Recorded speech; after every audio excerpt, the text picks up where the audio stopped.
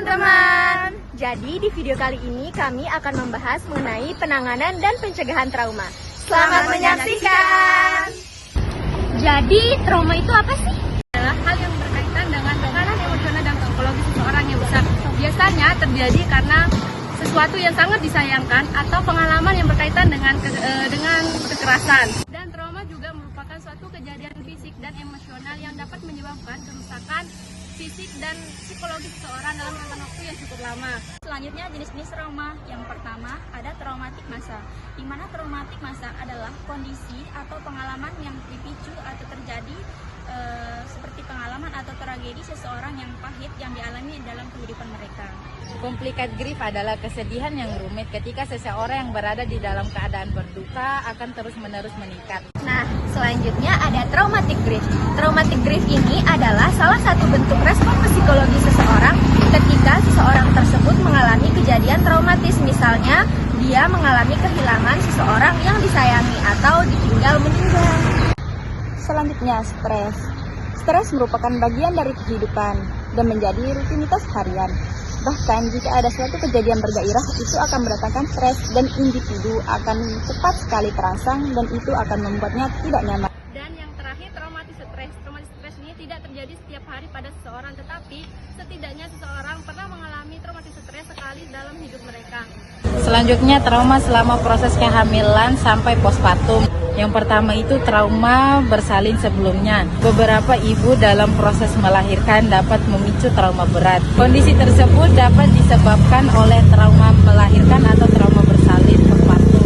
Yang kedua, gejala trauma melahirkan. Ibu dengan trauma pasca melahirkan umumnya mengalami mimpi buruk, kecemasan parah, peristiwa dan pikiran mengenai peristiwa tersebut. Trauma selama proses kehamilan sampai postpartum. Di sini ada beberapa faktor risiko trauma melahirkan loh. Karena jika tidak segera mendapat penanganan medis, tentu ada konsekuensi nyata yang harus dihadapinya.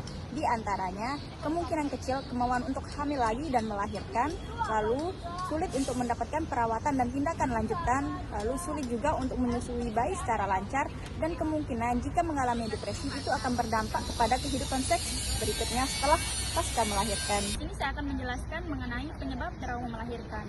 Penyebab trauma melahirkan adalah kondisi yang terjadi karena adanya traumatis pada proses kehamilan maupun persalinan. Kombinasi dari kondisi tersebut seperti baby blues, depresi postpartum, psikosis postpartum ada kaitannya dengan pasca persalinan.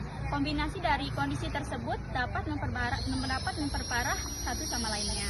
Ternyata selain dari trauma kehamilan, ada juga loh trauma melahirkan. Salah satunya yang pertama, trauma melahirkan sesar. Trauma ini dapat terjadi ketika seorang ibu yang melahirkan secara sesar, dia akan merasa dirinya gagal menjadi seorang ibu, sehingga dia tidak ingin hamil lagi karena takut tidak bisa melahirkan secara normal. Kemudian ada juga ternyata trauma melahirkan secara normal. Trauma ini terjadi karena ketika seorang melahirkan, dia akan merasakan rasa sakit yang sangat parah, sehingga dia menjadi trauma dan tidak ingin hamil lagi. Kemudian ada juga trauma berhubungan seks. Trauma ini dapat terjadi ketika setelah melahirkan, seorang ibu akan merasakan sakit yang parah dan tidak ingin melakukan hubungan seks sama sekali. Kemudian ada juga trauma akibat pelayanan yang buruk dari petugas kesehatan. Dan yang terakhir adalah trauma mimpi buruk. Trauma mimpi buruk ini dapat terjadi ketika seorang ibu yang telah melahirkan mengalami mimpi buruk yang diakibatkan karena ibu tersebut mengalami flashback atau kilas balik terkait dengan kejadian melahirkannya.